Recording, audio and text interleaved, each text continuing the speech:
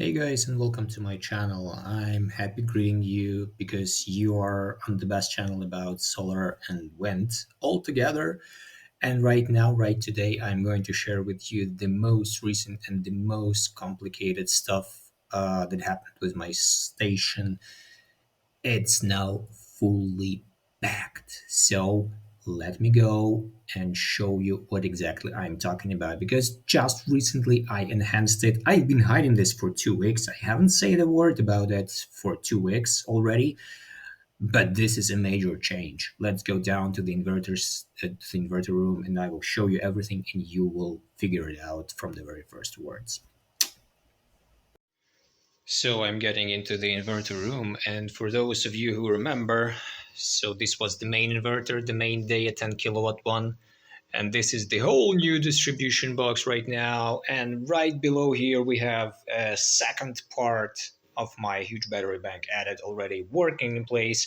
5 blocks, 1, 2, 3, 4, and fifth is vertical one, exactly same one as this pack, which was installed first, and like the one that is behind me currently was installed very recently. And here, this is the second Deye and this is the third one. So all three 10 kilowatt Deyes are working in parallel using DC bus bar to connect to those 10 altogether blocks, 10 altogether units of the battery banks. Each of them is like 15 point, how much? Let's check what's here. 15.5, they say nominal, but yeah, that's because it's calculated for 304 amp hours. But if we are going to check this one, I mean, it's possible to check what's the real capacity here. It's 329, as you may clearly see, not 304. I mean, 314 is the smallest one, and 329, probably this one, is the biggest one. So in average, I mean, you may guess, but like let's say 15 kilowatt each, so 150 kilowatt hours of storage total. Wow. But I mean, this is the main thing that has been changed aside of the third inverter. And I will tell you the difference that it's made, because just by adding one inverter, not adding any single additional solar panel, I just like split the solar arrays, because as you may see, the cable here is still going. This is what I'm still testing. I'm testing how to split the solar input, right? So field 1, field 2, array 1, array 2, array 3, and 2 more arrays over there. I'm just like figuring out which combination will work best to make the most even distribution of solar throughout the day and to make the most even distribution between the inverters. I'm testing this, and I want to see how will it work during this sunny day. And believe it or not, but since 9th of May, once the system was launched in this configuration, there was not a single sunny day. Always it was clouds. You see, this is 24th of May right now exactly. All days were cloudy, rainy, like this one, for example. Yeah, this is the weather we are currently having. Or it may be sun, partial sun, whatever. Not a single full sun day there was since the launch. So I do not know yet. So I'm still on temporary stuff. I will just like rearrange it. It's not a big deal. But let me explain you here, because now it looks very much different, very much neatly and tidier than it used to be before. So this is the input. I will later on create the scheme for you guys and we'll share it with you. But I mean, I knew this change was coming because I planned this a year ago, and finally it's realized in full on the solar part, but not on the wind part. Wind part will be more extended later on. So this is the input. Eight possibilities, 8 connections can go into. So these are the contacts series. So the grid gets into here, and there I have split. First one goes into the Deye input. So all 3 Deyes are actually on this one. They go outside, I believe. They're down there, you see. Clearly, this is the input, right? And the other input goes to the inverter, which is Huawei, the grid tie 20 kilowatt inverter. I can supply it directly to the grid if I want, if I needed to, because it has 2 possibilities. It can be supplied to the gen port of Deyes like it is now, This is his circuit breakers separate for Gen port. Or if this switch is put down, it can go directly to the grid, to this place, and I mean through this thing to the grid. This is Deye's input, right? They have the load and Gen port. As you clearly know, I've shown you all these inverters a lot. So this was great. So what about load and Gen? Load and Gen are connected exactly the same. So all the load gets into the switch first from inverter number 1, inverter number 2, inverter number 3. Don't look, they are of different capacity. They should be like of same 32, but I mean, I just had those, so I just used whatever I had because they are the switches. They don't meant to like be the circuit breakers on the overcurrent, right? Because inverter itself will be limiting this stuff. I just need a switch. So that's why I use something that is 32 plus. And I had these two, so I used them. Like, I mean, why do I have to buy 2 more if I have them already? And again, all those are combined through this kind of system. And then it goes to the, as it used to be before, the bypass switch, which in this case works through Deye. In this case, it can work directly through the grid because this is the house power. From this one, it goes directly to the place where the house, the distribution cabinet is. Like that's everything that is related to the house and everything that is related to the to its internal circulation. I've been showing you this thing specifically earlier before. Why do I need them after the inverters? Just because they will save me from the neutral loss, not from the voltage, over voltage, but neutral loss is something I wanted to prevent as well. Yeah, so let's go back.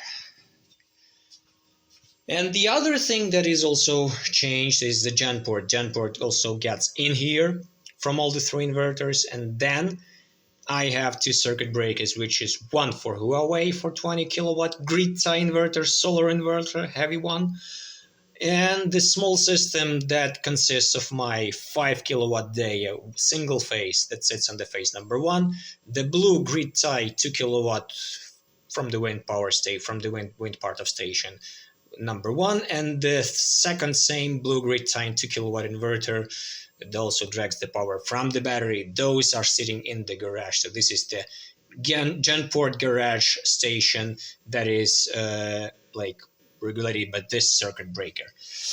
Yeah, and 2 more circuit breakers. This is also important. The second one is for the air conditioning. I need to do this because, I mean, 3 of those, they can produce a certain amount of heat, as you may guess, because if they work heavily, they can produce, I will show you right now, very, very soon, the graphs, you will see how much they can produce. So they will need this cooling system. And the main one is for this thing. This thing is the grid tie controller for the wind turbine, the 3 kilowatt one, the one that I will be mounting on in the very next video, the one that will be sitting on the top of 12 meters where the vertical one currently sits, rotates and does nothing. I mean, it will be supplied eventually here onto the solar input of the 3rd Deye, and this Deye will work with the wind turbine in the wind turbine mode on the 2nd MPPT specifically, so we will all see how it works. A system is like, I mean, I've already checked it, it's commissioned, it can be run. I just need to connect the wind turbine, the cable, etc. I need to work a little bit on the tower, but this will be the very next topic. So if you haven't subscribed yet, do it, because like this is something rare. This is something that not everybody will show you. Yeah, and I mean, yeah, that's it. So grounds altogether, AC grounds. I've told you before that for DC you have to have them separate. DC is, in my case, it's separate. It sits on a different bus bar over there on that place.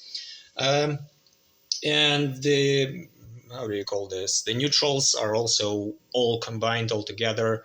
Again, kind of a bus bar, kind of for it. So I mean, that's how it works. And I mean, yeah, now the system works absolutely nicely. And let me tell you one more huge difference. Why is this system much better than Victron's, for example? Very simple thing.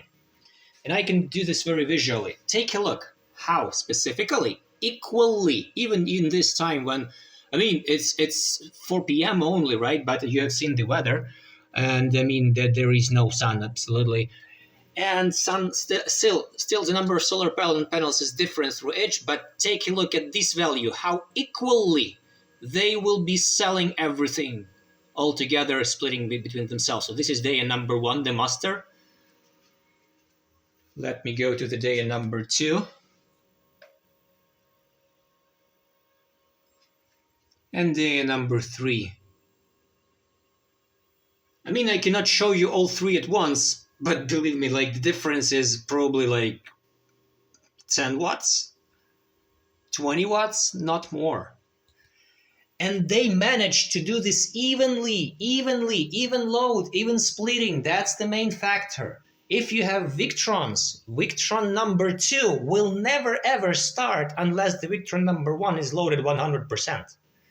And Victron number three will not start unless the Victron number two is loaded 100% and Victron number one is loaded 100%.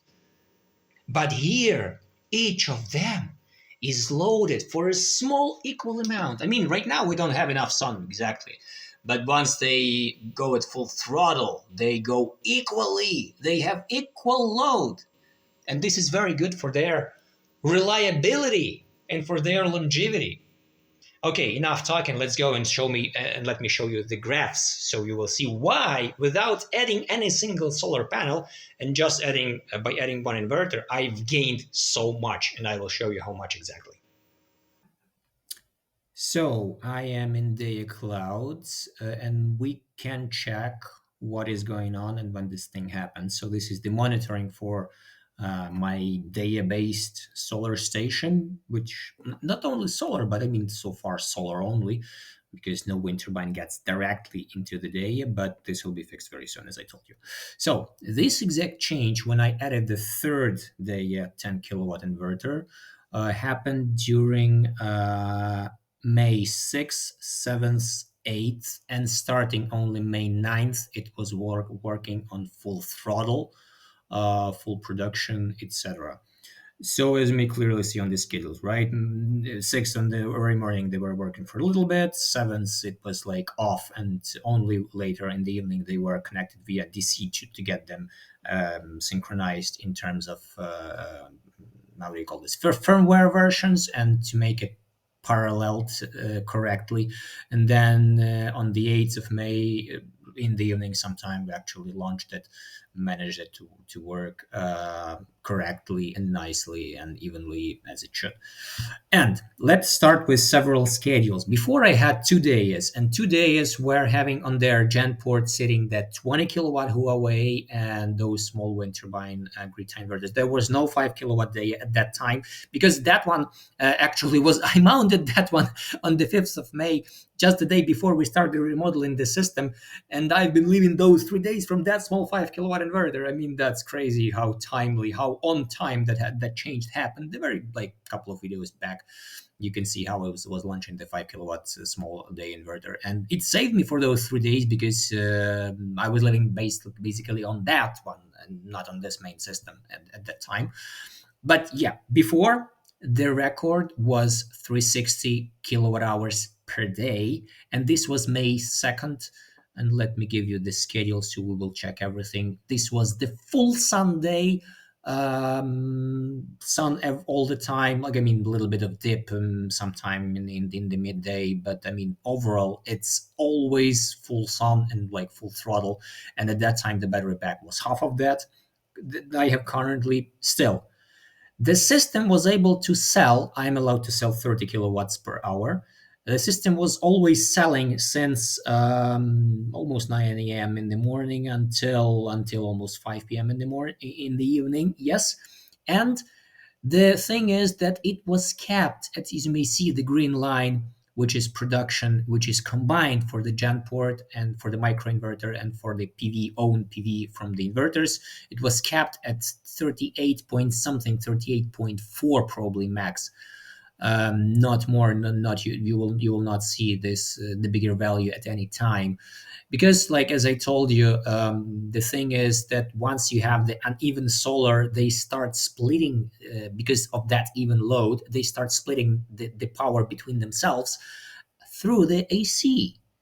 And this splitting makes sometimes inverter go to overload. I mean, seriously, what I want, each of the 10 kilowatts they were supplying for itself 19 plus kilowatts instantly, and I want more. I mean, like, that's already crazy, but still, I mean, that's what I was capped to. So I had to limit my microinverters, so I had to limit their own production. But what happened next? And let's check the cloudy days. As I told you, since 9th of May, we haven't had any full Sunday. So it always partially shaded, partially cloudy, whatever. Like, let's go and check the May 12th, for example. And the schedule looks like this one. So as you may clearly see, there is sun, sun, sun, and then no sun, and still the selling curve, which is the violet one grid, is almost all the time linear, because it's using the battery as it should. But let me go to the, probably 14th will be better. Yeah.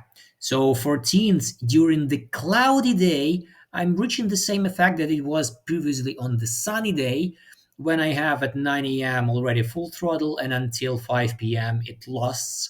But as you may clearly see on the green line, the production goes up and down, here and there, but the selling curve is equal and linear.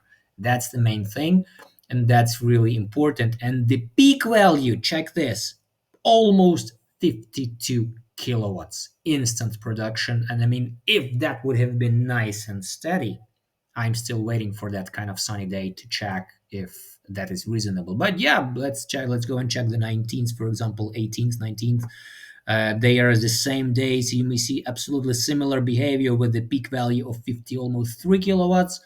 And 19th, again, same stuff, 53 kilowatts peak. It can be delivering me. I mean, that's what really you can take out from 60 kilowatts of solar panels that I have. I mean, different places. Most of them are south, right? But some are west, some are east, because you cannot like, you use whatever you have, what kind of slopes, roofs you have. Once you have this kind of system, you have to adjust, and you use the best one first, and then you go worse, but you still use the space that you have, not to create extra buildings, construction systems, whatever. So you are using whatever the first, like the roof. I mean, that's the main thing where you put your panels on. You use them first. Only northern panels, northern slopes of my buildings in my household in the homestead are not covered with panels yet, and I believe I will not be doing this at this time, because I mean, I'm more than enough of summer production. It's well over. I'm producing in a day probably same amount as a small house in the village would use in a month. You know, so I'm literally powering a small village during summer days, right? But yeah, so I need winter production. That's why I'm up to wind turbines, and we'll be adding them more.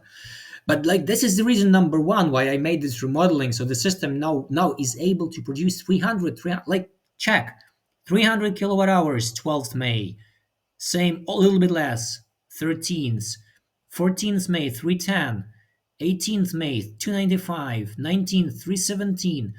I mean, those were the days which were partially cloudy, as you may clearly see from the graphs. Sun was going out instantly, and then was hiding between the cloud, behind the clouds. That's it. And like, I mean, what can you get? Earlier, when I first launched my system, and yeah, 2 years ago, in 2023, in May exactly, when I had one 10 kilowatt Deye and one 20 kilowatt Huawei with 45 kilowatts of solar panels, I was able to generate in a fully sunny day as a record value. The record value was 295 kilowatt hours per day. And now, I'm giving just a little bit of push of extra solar, which are located east, and the other array is flat. I mean, they are not optimal. And still, with remodeling the system, in the case I'm able to gain that same amount in a cloudy day. So I actually really wonder how much will I be able to get in a sunny day. I assume this should be somewhere around 420 to 440 kilowatt hours per day of like solar electricity. I mean, I am allowed to sell 30 an hour, And I will be doing this. Why not? Let's see how much the system can produce. I mean, what kind of values can it get to? And the other important thing is that the very next day from the 19th, it was the May 20th, 21st, and 22nd, 3 days consecutive, we had the power outages from about 9 a.m. until 7, sometimes 8 p.m. So the whole day, there was no grid. There was no grid. There was no power line. It was just like shut off because they were doing some kind of construction work, whatever. I don't know. But 3 days consecutively, nothing during a day.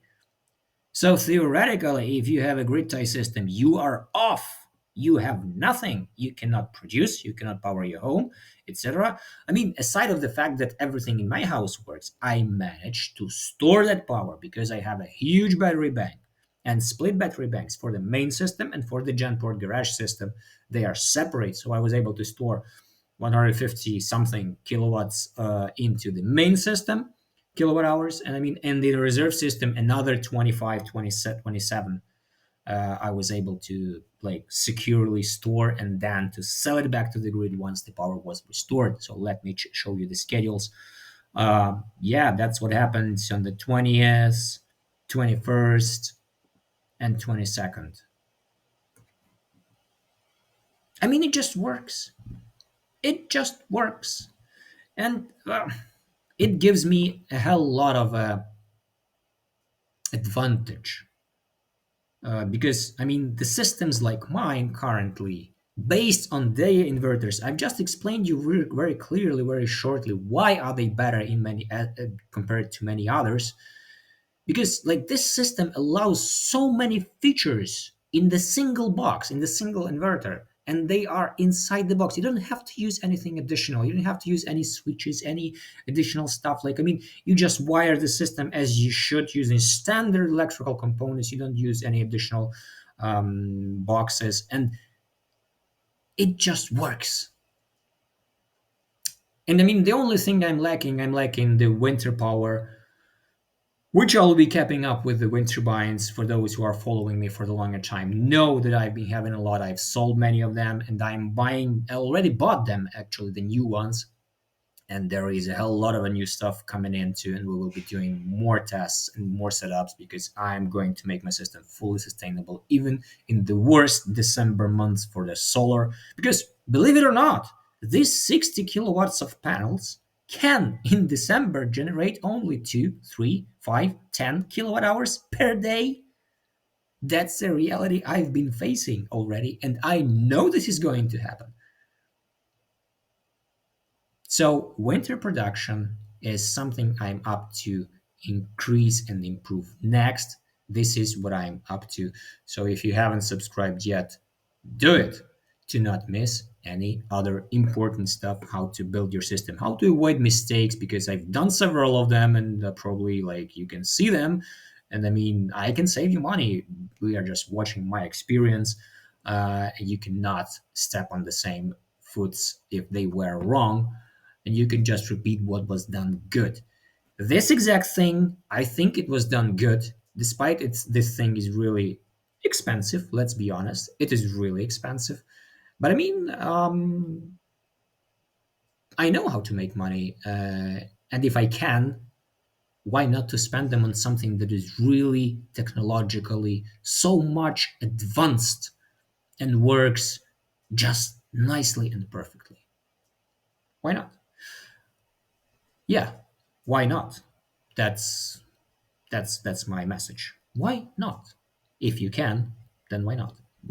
So yeah, let me know in the comments what do you think, what you have done, what would you have done differently, and hit the thumbs up, subscribe for more. See you guys. See you next.